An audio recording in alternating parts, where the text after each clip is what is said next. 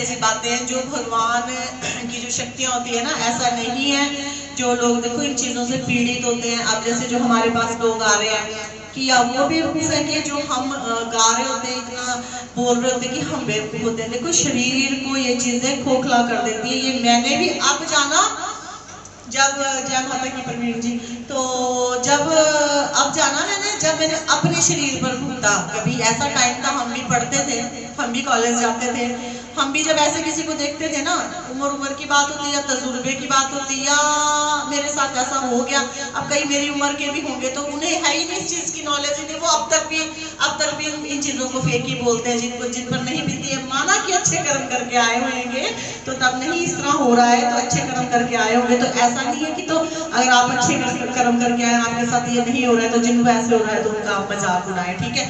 तो हम भी ऐसे ही बोलते थे, मैं भी ऐसे ही बोलती थी कि ये ढोंगबाजी है और ये कुछ नहीं होता और ये बकवास होता है, कोई ऐसा नहीं होता, ये ड्रामे करते हैं, ये ऐसे करते वैसे करते हैं।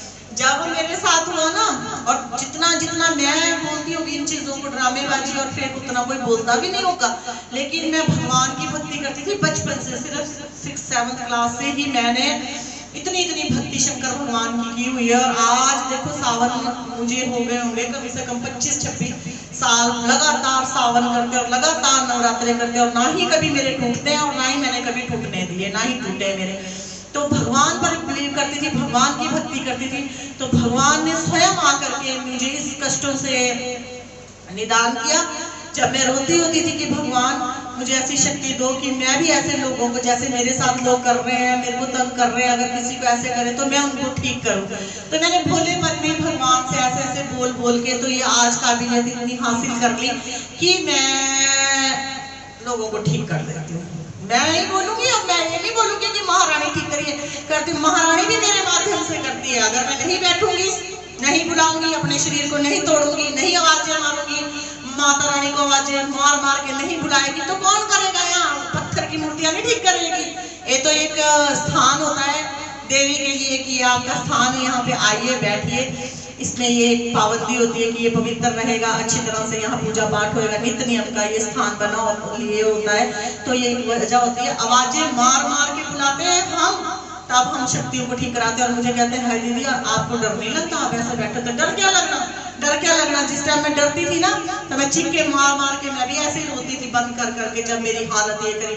उस दिन मैंने सोचा कि मैं जाऊंगी, इस लाइन में जाऊंगी और खुल के जाऊंगी, बिल्कुल भी शर्म नहीं करूंगी और बिल्कुल खुल के जाऊंगी। और अब तो पहले तो मैंने शर्म की थोड़ी कि मुझे क्या होता है, मुझे क्या बोलेंगे कि इतनी अच्छी पढ़ी लिखी सब कुछ है कि क्या कर रही है, मुझे नौटंकी भी कह सकता, कोई कुछ कह लेगा। लेकिन मैंने सब चीज को छोड़ करके एक अपना एक अडिग फैसला किया।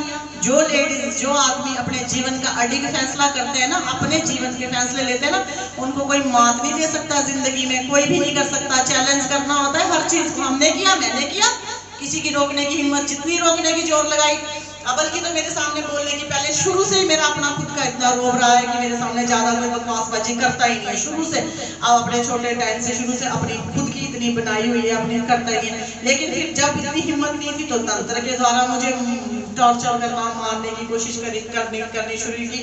तो आध्यात्मिक व्यक्ति को और पूजा पाठ करने वाले व्यक्ति को कोई क्या तंग करेगा, कितना तंग करेगा, कितनी लिमिट तक करेगा? तांत्रिक रब थोड़ी हो गए, भगवान थोड़ी हो गए। भगवान ने जिसको रखना है, जिसको जहां लेके जाना है, जिसको जहां बैठाना है, जहां की वसीयत उसको रजिस्टर करवानी है, उसको कोई नहीं कर सकता। ये सुनने वाले भी देख लेंगे, करने वाले भी देख लेंगे।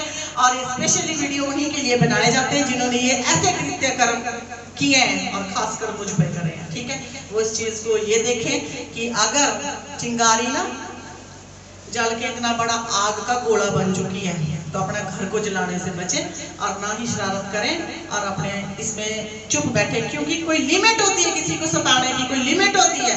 जब लिमिट इंसान क्रॉस कर जाता है ना तो प्रभु उस बच्चे को अपनी गोद में बिठा लेते हैं, ठीक है। आपने प्रहलाद की कथा सुनी हुई है, उसके खुद के बाप ने उसको इतना तंग किया, इतना तंग किया, इतना टॉर्चर किया, इतना टॉर्चर करा, तो भगवान खुद आकर के गोद में बिठा लिया, अग्नि पर जलाया, उसको आग में भी जलने नहीं दिया, खुद चुन्नी ऐसी उठवा दी कि आग में भी नहीं जले। तो ये प्रभु की महिमा होती है, इसको कोई नहीं जान सकता, कोई नहीं जान सकता। कोई भी अपने को कहे ना मैं ये हूँ, मैं वो खब्बी खान हूँ, मैं वो खान हूँ, है ना, तो 2 मिनट में ना ये डकार के सांस भी नहीं लेती। कलकत्ता वाली काली है ये। और ये फिर ये भी नहीं बोलती कि हड्डियों की चरचर की आवाज भी नहीं करती है, ठीक है। बोलो जयकारा शेरा वाली माई का, वो सच्चे दरबार की जय। वाजा मारिया बुलाया लखबार,